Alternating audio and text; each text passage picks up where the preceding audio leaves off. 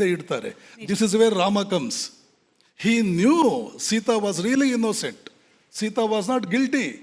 ಆದರೂ Caesar's wife must be above all suspicion. Julius Caesar ಬಗ್ಗೆ ಬಹುಶಃ ಶೇಕ್ಸ್ಪಿಯರ್ ಹೇಳ್ತಾನೆ, Caesar's wife must be above all suspicion. ಸೀತೆಯ ಬಗ್ಗೆ ಜನ ಸಂದೇಹ ಪಟ್ಕೊಂಡಿದ್ದೇ ಸಾಕಾಯಿತು ರಾಮನಿಗೆ. ಅಷ್ಟು ಆತರವೂ ಇರಬಾರ್ದು. ಯಾಕೆ? ಒಬ್ಬಳು ಸೀತೆ ಒಂದು ಹೆಜ್ಜೆ ಹಿಂದೆ ಇಟ್ಟರೆ ನಾಡಿನ ಎಲ್ಲ ಸ್ತ್ರೀಯರು 100 ಹೆಜ್ಜೆ ಹಿಂದೆ ಇಡ್ತಾರೆ. ನಾಯಕತ್ವಕ್ಕೆ ಅಷ್ಟು ಜವಾಬ್ದಾರಿ ಇದೆ. ಮೇಷ್ಟ್ರು ಒಂದು ತಪ್ಪು ಮಾಡಿದ್ರೆ ಸ್ಟೂಡೆಂಟ್ 100 ತಪ್ಪು ಮಾಡ್ತಾನೆ.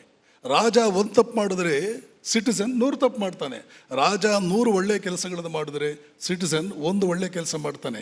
ಆದರೆ ನಮ್ಮ ನಾಯಕರನ್ನ ಈ ಪ್ಯಾರಾಮೀಟರ್ಗೆ ಹೋಲಿಸಿ ಎಷ್ಟರ ಮಟ್ಟಿಗೆ ದೇ ಆರ್ ಲ್ಯಾಕಿಂಗ್, ಎಷ್ಟರ ಮಟ್ಟಿಗೆ ಕೊರತೆ ಇದೆ ಅವರಲ್ಲಿ. ದೇರ್ ಫೋರ್ ಇಂಡಿಯಾ ದೇಶಕ್ಕಿರೋ ಸಮಸ್ಯೆ, ಐ ಡೋಂಟ್ ಮೀನ್ ಸ್ಪೆಸಿಫಿಕಲಿ ಪ್ರಧಾನಮಂತ್ರಿಗಳು ಮತ್ತೊಬ್ಬರು ಆ ಥರ ಅಲ್ಲ. ನಾಯಕತ್ವ ನಿಜಕ್ಕೂ ಕೂಡ ಈ ದೇಶದ ಪರಂಪರೆ ಎಂಥ ನಾಯಕತ್ವಗಳನ್ನು ಕೊಟ್ಟಿದೆ. ರಾಮನನ್ನೇ ಎಕ್ಸಾಂಪಲ್ ತಗೊಳ್ಳಿ, 100 ಜನ ಸಿಗ್ತಾರೆ ನಿಮ್ಗಂಥವರು. ಎಂಥೆಂಥ ನಾಯಕರ ಪರಂಪರೆಯನ್ನು ಕೊಟ್ಟಿದೆಯಲ್ಲ, ಆ ನಾಯಕರನ್ನು ಹೋಲುವಂತಹ ಕೃಷ್ಣರಾಜ ಒಡೆಯರ್, ವಿಶ್ವೇಶ್ವರಯ್ಯನವರು, ಇಂಥ ನಾಯಕತ್ವವನ್ನು ಹೋಲುವಂಥ ನಾಯಕತ್ವ ಇವತ್ತು ನಮ್ಮ ದೇಶಕ್ಕೆ ಇಲ್ಲ. ಕಾರಣ ಯಾಕೆಂದರೆ ಯಾವುದೇ ಲೆವೆಲ್ನಲ್ಲಿ 1ನೇ ಕ್ಲಾಸಿಂದ ಹಿಡಿದು ಗುಮಾಸ್ತನಿಂದ ಹೈಯೆಸ್ಟ್ ಲೆವೆಲ್ವರೆಗೆ ಯಾವ ಟ್ರೈನಿಂಗ್ ಸಿಗಬೇಕಾಗಿತ್ತು ಆ ಟ್ರೈನಿಂಗ್ ನಮ್ಮ ಎಜುಕೇಷನ್ ಸಿಸ್ಟಮ್ ಕೊಡೋದ್ರಲ್ಲಿ ಇಟ್ ಹ್ಯಾಸ್ ಅಟರ್ಲಿ ಫೇಲ್ಡ್. ಒಂದು ದೇಶ ಅಭಿವೃದ್ಧಿಗೆ ಅಲ್ಲಿನ ಜನರ ಸಾಮರಸ್ಯ ಕೂಡ ಬಹಳ ಮುಖ್ಯ ಅನ್ನೋದು ಎಲ್ಲರೂ ಒಪ್ಪುವಂಥ ಮಾತು. ಬಟ್ ಈ ಸಾಮರಸ್ಯ ಇಲ್ಲದೆ ಇರೋದಕ್ಕೆ ರಾಜಕಾರಣದ ಪ್ರಭಾವ ಕೂಡ ಒಂದು ಮೇಜರ್ ರೀಸನ್ ಅಂತ ಹೇಳಿ. ಫಾರ್ ಎಕ್ಸಾಂಪಲ್, ಒಂದು ಯಾವುದೋ ಮೆರವಣಿಗೆ ಸಂದರ್ಭದಲ್ಲಿ ಕಲ್ಲು ತೂರಾಟ, ಅದ್ರ ಹಿಂದೆ ರಾಜಕೀಯ ಇಚ್ಛಾಶಕ್ತಿ ವರ್ಕ್ ಆಗಿದೆ ಅನ್ನೋದು. ಎಲ್ಲರೂ ಪರಮ ಪವಿತ್ರ ಅಂತ ಭಾವಿಸುವ ದೇವರ ಪ್ರಸಾದ, ಅಲ್ಲಿ ಕಲಬೆರಕೆ, ಅದ್ರ ಹಿಂದೆ ಕೂಡ ರಾಜಕೀಯದ ಘಾಟು ಬರೋದು. ಇದ್ರ ಬಗ್ಗೆ ಏನು ಅನಿಸಿಕೆ ಗುರುಗಳೇ? ಎಜುಕೇಷನ್ ಸಿಸ್ಟಮ್, ಪ್ರತಿಯೊಂದಕ್ಕೂ ಎಜುಕೇಷನ್ ಸಿಸ್ಟಮ್ ಕಾರಣ.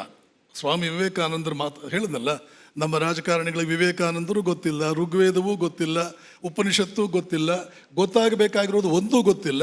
ಏನು ಅವಶ್ಯಕವೇ ಇಲ್ಲವೋ ಅದರೊಂದು ಎನ್ಸೈಕ್ಲೋಪೀಡಿಯಾಗಳು ಓದ್ತಾರೆ. ಈಗ whole educated lot. I don't pin point exactly towards a politician. Whole educated lots ಇವತ್ತು ಇಂಡಿಯಾದಲ್ಲಿ ಇದಾರಲ್ಲ, they are very much lacking in so many important things. They are very much untrained. See, fundamentally ಪ್ರತಿಯೊಬ್ಬರಿಗೆ ಬೇಕಾದ್ದೇನು ಗೊತ್ತಾ? ಒಂದು ಇಚ್ಛಾಶಕ್ತಿ, ಒಂದು ತನ್ನ ಫೀಲ್ಡ್ಗೆ ಸಂಬಂಧಪಟ್ಟಂಥ ಒಂದು ಜ್ಞಾನ, ಸ್ಪೆಸಿಫಿಕಲಿ ಅವನ ಫೀಲ್ಡ್ಗೆ ಸಂಬಂಧಪಟ್ಟಂಥ ಜ್ಞಾನ. ಶತಾಯಗತಾಯ ನಾನು ನನ್ನ ಪ್ರಾಜೆಕ್ಟನ್ನು ಮಾಡಲೇಬೇಕು, ಅದನ್ನು ಗುರಿ ಮುಟ್ಟಲೇಬೇಕು ಅನ್ನುವಂಥ ಒಂದು ಕ್ರಿಯಾಶಕ್ತಿ, ಈ 3 ಇರಬೇಕು. ಆಮೇಲೆ ಆ ದೇವರ ಬಗ್ಗೆ ಈ ಮತದವರಿಗೆ ಗೌರವ ಇಲ್ಲ. ಯಾಕೆ? ಯಾವುದು ಗಣೇಶನ ಬಗ್ಗೆ ಯಾರೋ ಕಲ್ತೂರಿದ್ರು, ಗೌರವ ಯಾಕಿಲ್ಲ ಗೊತ್ತಾ? ದೇವರು ಅಂದರೆ ಏನು ಅನ್ನುವ ಕಾಂಪ್ರಹೆನ್ಸಿವ್ ಕಾನ್ಸೆಪ್ಟ್ ಅವರಲ್ಲಿ ಇಲ್ಲ. ಇದೆಲ್ಲ ದೇಶದ ಜವಾಬ್ದಾರಿ ಹೊತ್ತಿರ್ತಕ್ಕಂಥ ಎಜುಕೇಷನ್ ಡಿಪಾರ್ಟ್ಮೆಂಟ್ನ ಜವಾಬ್ದಾರಿ ಇದು. ಅವರೆಲ್ಲ ಕೂಡ ಒಂದು ಕಡೆ ಓದ್ದವರು. ದೇವರು ಅಂದರೆ ಏನು, ಅದರ ಏನೋ ಒಂದು 5%, 1% ಕಾನ್ಸೆಪ್ಟ್ಗಳನ್ನು ಕೊಟ್ಟಿದ್ದೇವೆ ಹೊರತು ಸನಾತನ ಸಂಸ್ಕೃತಿ ಕೊಟ್ಟ ಹಾಗೆ, ಉಪನಿಷತ್ತುಗಳು ಕೊಟ್ಟ ಹಾಗೆ ದೇವರು ಅನ್ನುವಂಥದ್ದು your very being, your very existence and it is one. ದೇವರು ಅನ್ನುವಂಥ 100 ಇಲ್ಲ. ಬಹಳಷ್ಟು ಜನರಿಗೆ ಪ್ರಾಬ್ಲಮ್ ಇರೋದದು. ಗಣೇಶ ನಮಗೆ ಬೇಡ, you are a fool. If you say Ganesha ನಮಗೆ ಬೇಡ ಅಂದರೆ you are an utter fool. You don't know fundamentals of any religion. You don't know fundamentals of even being, how to be a human being, a real human being. Fundamentals about that you don't know ಅಂತ ತಿಳ್ಕೊಂಡು. ಯಾಕೆ ಅಂತಂದರೆ ನಿಜವಾಗಿ ನೋಡಬೇಕು ಅಂದರೆ we are all infinite, we are all one and we are all infinite. It is only out of some sort of a that we appear as finite entities. ಇದು fundamental ಲೆಸನ್ನು. ಎರಡನ್ನುವಂಥ ಪದಾರ್ಥಗಳೇ ಈ ಜಗತ್ತಿನಲ್ಲಿಲ್ಲ. ಹೋಲ್ ಯೂನಿವರ್ಸ್ ನಾವೆಲ್ಲ ಒಂದೇ ಇರತಕ್ಕಂಥ. Scientifically it is proved. ಉಪನಿಷತ್ತುಗಳು ಮಾಡಿರೋದೇ ಇದೇ ಕೆಲಸವನ್ನು. ಐನ್ಸ್ಟೈನ್ ಏನು ಮಾಡ್ತಾರೆ? ಐನ್ಸ್ಟೈನಿಗೆ ಏನು ಗೊತ್ತು? ಕ್ವಾಂಟಮ್ ಫಿಸಿಕ್ಸ್ಗೆ ಏನು ಗೊತ್ತು? ಮಾಡರ್ನ್ ಫಿಸಿಕ್ಸ್ಗೆ ಏನು ಗೊತ್ತು? ಇವೆಲ್ಲ LKG ಸಿಲೆಬಸ್ಗಳು. ಪ್ರೂವ್ ಮಾಡಿ ನಾನು ಜಗತ್ತಿನ ಯಾವುದೇ ವೇದಿಕೆಯಿಂದ ನಾನು ಪ್ರೂವ್ ಮಾಡಿ ನಾನು ಸಾಬೀತು ಮಾಡ್ತೇನೆ. ನಾವೆಲ್ಲ fundamentally V are all one. ಆದ್ದರಿಂದ ಯಾವಾಗಲೂ ಕೂಡ ಒನ್ನೆಸ್ ಕಡೆಗೆ ಹೋಗಬೇಕಾದ್ದೇ ಮನುಷ್ಯ ಸಮಾಜದ ಕರ್ತವ್ಯ. ನಾನು ನಿಮ್ಮನ್ನು ಡಿಫ್ರೆನ್ಷಿಯೇಟ್ ಮಾಡಲೇಬಾರದು. ಹಾಗೆ ಮಾಡಿದ್ರೆ ನಾನು ಒನ್ನೆಸ್ ಕಡೆಗೆ ಮೂವ್ ಆಗ್ತಾ ಇಲ್ಲ. ಒನ್ನೆಸ್ ಕಡೆಗೆ ನಾನು ಮೂವ್ ಆಗಲಿಲ್ಲ ಅಂತಂದರೆ ನನ್ನ ಎಬಿಲಿಟೀಸ್ ವಿಲ್ ಡೈ. ನಷ್ಟ ಯಾರಿಗೆ? My own abilities will die. My intellect will become dull. My energies, my inner energies will become doomed. ಯಾವಾಗಲೂ ನೀವು ಫೈನೈಟ್ ಕಡೆಗೆ ಟೆಂಡೆನ್ಸಿ ಇಟ್ಕೊಂಡ್ರೆ you are ruining yourself. ಆದ್ದರಿಂದ ನಾವು ಮಾಡಬೇಕಾಗಿರ್ತಕ್ಕಂಥದ್ದು ಯೂನಿವರ್ಸಲೈಸ್ ಎವ್ರಿಥಿಂಗ್. ಮಕ್ಕಳಿಗೆ ಮೊದಲಿಂದ ಪಾಠ ಹೇಳ್ಕೊಡ್ಬೇಕು. ಎಲ್ಲೆಲ್ಲೂ ಕೂಡ ಯೂನಿವರ್ಸಲ್ ಪ್ರಿನ್ಸಿಪಲ್ಸ್ನ ಕಾಣ್ತಾ ಬಾ. Universal principle alone is scientific. Anything that is not universal is either partially scientific or totally unscientific. ಇದನ್ನು 8ನೇ ಕ್ಲಾಸ್ ಮಕ್ಕಳಿಗೇನೆ ತಲೆಗೆ ಹಾಕ್ಬೋದು. It applies to religion, it applies to society, it applies to racial discriminations, ಎಲ್ಲ ಹೋಗುತ್ತೆ. ಆದ್ದರಿಂದ the worst guilty here is your education system which is inefficient, which is lacking so much. ನನಗನ್ಸೋದು ಇನ್ನೊಂದೇನೆಂದರೆ, ನನಗನ್ಸೋದಲ್ಲ, ಪರಂಪರೆಯಲ್ಲಿ ನಾವು ನೋಡೋದು ಉತ್ತಮ ರಾಜ ಅಂದರೆ ಈ ಭೂಗೋಳವನ್ನು, ಈ ಸಂಸ್ಕೃತಿಯನ್ನು, ಈ ಧರ್ಮವನ್ನು, ಈ ಜನಜೀವನವನ್ನು, ಈ ವೇಷಭೂಷ, ಭಾಷೆ, ಆಚಾರ, ವಿಚಾರ, ಜೀವನ ಶೈಲಿ ಇದನ್ನು ಉಳಿಸಿ ಬೆಳೆಸಿ ಅರಳಿಸೋನು ನಿಜವಾದ ರಾಜ. ಅದನ್ನೇ ಮಾಡದೆ ಇವರು ಸಂಸ್ಕೃತನ ಪಕ್ಕಕ್ಕೆ ಹಾಕಿದ್ರು. ಈಗ ಕನ್ನಡ ಮೀಡಿಯಂ ಸ್ಕೂಲ್ಗಳು ಮುಚ್ಚೋಗ್ತಾ ಇವೆ, ಬಿಂದಿ ಅಳೆದು ಹೊರಟೋಗ್ತಾ ಇದೆ. ಯಾರು ಆಚೆಯಿಂದ ಬಂದು ಆಕ್ರಮಣ ಮಾಡಿ ನಮ್ಮನ್ನು ಸಾಂಸ್ಕೃತಿಕವಾಗಿ ಇಲ್ಲವಾಗಿಸಿದ್ರೋ ಅವರನ್ನು ಮೆರೆಸೋದು.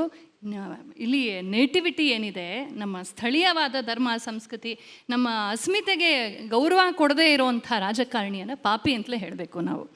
ಈ ದೇಶಕ್ಕಾಗಿ ಇವನು ದುಡಿದೇ ಹೋದರೆ ಏನು ಪ್ರಯೋಜನ ಅಲ್ವಾ? ರಾಮ ಏನು ಮಾಡ್ದ? 100 ಅಶ್ವಮೇಧ ಯಾಗಗಳನ್ನು ಮಾಡ್ದ, ಗುರು ಜನರನ್ನು ಗೌರವಿಸ್ದ, ಆಶ್ರಮಗಳಿಗೆ ಹೋಗ್ತಾನೆ, ನಮಸ್ಕಾರ ಮಾಡ್ತಾನೆ. ನೀವು ರಾಮರಾಜ್ಯದ ವರ್ಣನೆ ನೋಡಬೇಕು, ದಯವಿಟ್ಟು ರಾಮಾಯಣವನ್ನು ಓದಿ. ನಮ್ಮ ಪ್ರಾಬ್ಲಮ್ ಏನು ಗೊತ್ತಾ, ಸನಾತನ ಧರ್ಮಿಗಳಿಗೆ ರಾಮನವಮಿ ಮಾಡ್ತೀವಿ, ಕೋಸಂಬರಿ ಪಾನಕ ಹಂಚ್ತೀವಿ, ರಾಮ ಭಜನೆ ಮಾಡ್ತೀವಿ, ರಾಮಾಯಣ ಓದೋದಿಲ್ಲ. ಅದು ಚೆನ್ನಾಗಿ ಗೊತ್ತು ಅಜೆಂಡಾ ಇರೋರಿಗೆ, ಆ್ಯಂಟಿ ಇದು ಹಿಂದೂಫೋಬಿಕ್ ಅಜೆಂಡಾ ಇರೋರು ಚೆನ್ನಾಗಿ ಗೊತ್ತು. ನಾವು ಕೃಷ್ಣೋತ್ಸವ ಮಾಡ್ತೀವಿ, ಉಂಡೆ ಚಕ್ಲಿ ತಿಂತೀವಿ, ಕೃಷ್ಣ ಭಜನೆ ಮಾಡ್ತೀವಿ, ಆದರೆ ಭಾಗವತ ಓದೋದಿಲ್ಲ, ಮಹಾಭಾರತ ಓದೋದಿಲ್ಲ. ಮೂಲಗಳನ್ನು ಓದಿ, ಆಗ ರಾಮರಾಜ್ಯ ಎಲ್ಲರೂ ಬೇಕು ಅಂತಾರೆ. ಯಾಕೆ ಅಂದರೆ, ಒಂದು ನಿಮಿಷ ಲೆಟ್ ಮಿ ಕಂಪ್ಲೀಟ್. ರಾಮರಾಜ್ಯದಲ್ಲಿ ನ ಚೋರಹ, ಕಳ್ಳತನ ಇಲ್ಲ, ಸುಳ್ಳು ಇಲ್ಲ, ಮೋಸ ಇಲ್ಲ, ಯಾರು ತಮ್ಮ ಧರ್ಮಕರ್ಮಗಳನ್ನು ಬಿಡೋದಿಲ್ಲ. ಯಾಕೆಂದರೆ ರಾಜ ಹಂಗಿದಾನ ಮೇಲೆ ಅವನ ಶಾಸನ ಎಷ್ಟು ಬಿಗಿ ಅಂತಂದರೆ, ಅವನೆಷ್ಟು ದಕ್ಷ ರಾಜ ಅಂದರೆ, ಯಾರು ಎಲ್ಲರೂ ಬಾಯಿ ಮುಚ್ಕೊಂಡು ಅವ್ರು ಕೆಲಸ ಮಾಡ್ತಾರೆ. ಅಲ್ಲಿ ಎಲ್ಲರೂ ಅವರು ಧರ್ಮಕರ್ಮಗಳನ್ನು ಮಾಡಿದಾಗ ಎಲ್ಲ ಚೆನ್ನಾಗೇ ನಡಿಬೇಕಲ್ವ. ಮಳೆ ಬೆಳೆ ಸಮಯಕ್ಕಾಗತ್ತೆ, ಒಂದೇ ಒಂದು ಅಕಾಲ ಮೃತ್ಯು ಆಗೋದಿಲ್ಲ, ಒಂದು ದುರ್ಮರಣವಾಗಲ್ಲ, ರೋಗಗಳಿಲ್ಲ, ಎಲ್ಲರೂ ಕೂಡ ಕುಂಡಲ ಹಾಕ್ಕೊಂಡು ಓಡಾಡ್ತಿದ್ರು ಅಂತ. ಅಂದರೆ ಎಲ್ಲರೂ ಅಷ್ಟು ರಿಚ್ ಆಗಿದ್ದರು ಅಂತ, ಸಮೃದ್ಧವಾಗಿದ್ದರು ಅಂತ. ಇಷ್ಟೆಲ್ಲ ಸಾಧ್ಯವಾದದ್ದು ಯಾಕೆ ಅಂತಂದರೆ, ಆ ಸ್ಥಳೀಯ ಸಂಸ್ಕೃತಿನ ಆ ಥರ ಪೋಷಿಸಿದ ರಾಜ. ಇದನ್ನೆಲ್ಲ ನಾವು ತಿಳ್ಕೊಳ್ಬೇಕು. ರಾಮ ಅಂದರೆ ಬರೀ ಹಿಂದೂಗಳ ಆಸ್ಥೆ ಇರುವಂಥ ಒಂದು ಪೌರಾಣಿಕ ವ್ಯಕ್ತಿತ್ವ ಅಂತ ನಾವು ಥರ ಇವತ್ತು ಶಿಕ್ಷಣ ಚಿತ್ರಿಸ್ತಾ ಇದೆ. ರಾಜಕಾರಣವೂ ಸಾಕಷ್ಟು, ಎಲ್ಲ ರಾಜಕಾರಣಿ ಅಂತ ಹೇಳಲ್ಲ, ಒಬ್ಬ ರಾಜರ್ಷಿ ಆಳ್ತಾ ಇದ್ದಾರೆ ನಮ್ಮನ್ನು, ಅವ್ರ ಬಗ್ಗೆ ನಾನು ಹೇಳ್ತಿಲ್ಲ. ಒಂದಷ್ಟು ಕರಪ್ಟು ಅವರವರೇ ಹೆಗಲು ಮುಟ್ಕೊಂಡು ನೋಡ್ಕೊಳ್ತಾರೆ ನಾವು ಹೇಳಿದಾಗ. ಹಾಗಾಗಿ ಒಳ್ಳೆ ರಾಜಕಾರಣಿಗಳಿದ್ದಾರೆ. ರಾಮ ರಾಜಕಾರಣಿ ಅಲ್ವಾ, ಕೃಷ್ಣ ರಾಜಕಾರಣಿ ಅಲ್ವಾ, ಭಗವಾನ್ ಚಾಣಕ್ಯರ ರಾಜಕಾರಣಿ ಅಲ್ವಾ, ಭಗವಾನ್ ವಿದ್ಯಾರಣ್ಯ ರಾಜಕಾರಣಿ ಅಲ್ವಾ, ಸರ್ದಾರ್ ಪಟೇಲ್ ರಾಜಕಾರಣಿ ಅಲ್ವಾ. ಇವರೆಲ್ಲ ರಾಜಕಾರಣದಲ್ಲಿ ಇದ್ದವರೇ, ಆದರೆ ರಾಜ ಧರ್ಮವನ್ನು ಮಾಡಿದ್ರೆ ಹೊರತು ರಾಜಕೀಯ ಮಾಡಲಿಲ್ಲ. ಇಷ್ಟು ಅರ್ಥ ಮಾಡಿಕೊಂಡ್ರೆ ನಮ್ಮ ಪಾಲಿಟಿಷಿಯನ್ಸು, ಏಕೆಂದರೆ ನಾವು ಅವರನ್ನು ಆಯ್ದು ಅಲ್ಲಿ ಕಳಿಸಿರೋದು, ಬಟ್ ನಾವು ಸ್ವಲ್ಪ ಸರಿಯಾಗಿರಬೇಕು. ಬರ್ನಾಡ್ ಶಾ ಅನ್ಸುತ್ತೆ ಅಲ್ವಾ ಸ್ವಾಮೀಜಿ, ನೀವು ಹೇಳ್ತಾ ಇರ್ತೀರಾ, people get the government they deserve ಅಂತ ಸ್ವಾಮೀಜಿ ಹೇಳ್ತಿರ್ತಾರೆ. ನಾವು ಅಂಥವ್ರನ್ನ ಆಯ್ಕೆ ಮಾಡಿದ್ರೆ ಹೇಗೆ? ಎಷ್ಟೇ ಕೊಟ್ಟರೂ ಕೂಡ ನಾನು ಯಾವುದೋ ಫ್ರೀ ಬಿಗೋಸ್ಕರ ವೋಟ್ ಮಾಡ್ತೀನಿ ಅಂದರೆ ನಮ್ಮ ಮೇಲೆ ನಾವೇ ಚಪ್ಪಡಿ ಕಲ್ಲು ಹಾಕ್ಕೊಂಡಾಗ. ಹಾಗಾಗಿ ಮೌಲ್ಯಕ್ಕಾಗಿ, ದೇಶಕ್ಕಾಗಿ, ಧರ್ಮಕ್ಕಾಗಿ ವೋಟ್ ಮಾಡಿದ್ರೆ ಒಳ್ಳೆ ರಾಜಕಾರಣಿಗಳು ಬರ್ತಾರೆ. ಬಂದಾಗ ಅವ್ರು ನಮಗೆ ಒಳ್ಳೆ ಗೌರ್ಮೆಂಟ್ ಕೊಡ್ತಾರೆ. ಎಲ್ಲೋ ಓದಿದ ನೆನಪು, ಭಾರತದ ಅತ್ಯಂತ ಪ್ರಬಲವಾದ ಪ್ರಮುಖವಾದ ಶಕ್ತಿ ಅಂತಂದರೆ ನಮ್ಮ ಧಾರ್ಮಿಕ ಆಸ್ಥೆ ಅಂತೆ. ಹಾಗಾಗಿನೇ ಯಾರೆಲ್ಲ ದಾಳಿ ಮಾಡಬೇಕು ಅವರೆಲ್ಲ ದಾಳಿ ಮಾಡ್ತಿದ್ದೆ ನಮ್ಮ ಧಾರ್ಮಿಕ ನಂಬಿಕೆಗಳ ಮೇಲೆ, ಧಾರ್ಮಿಕ ಕೇಂದ್ರದ ಮೇಲೆ. ಅದರ ಅರಿವು ಪದೇ ಪದೇ ಆಗ್ತಿರಬೇಕು ಅಂತ ಅರಿವು ಮೂಡಿಸುವ ಪ್ರಯತ್ನ ನಮ್ಮ ಈ ಕಾರ್ಯಕ್ರಮದ ಮೊದಲ ವೇದಿಕೆ ಮೂಲಕ ಆಯಿತು ಅಂತ ನಾನು ಭಾವಿಸಿದ್ದೀನಿ. ತುಂಬ ಹೃದಯದ ಧನ್ಯವಾದ ಇಬ್ಬರಿಗೂ ಕೂಡ ನಮ್ಮ ಈ ಕಾರ್ಯಕ್ರಮದಲ್ಲಿ ಭಾಗಿಯಾಗಿ, ಮೊದಲ ಸೆಷನ್ನಲ್ಲಿ ಭಾಗಿಯಾಗಿ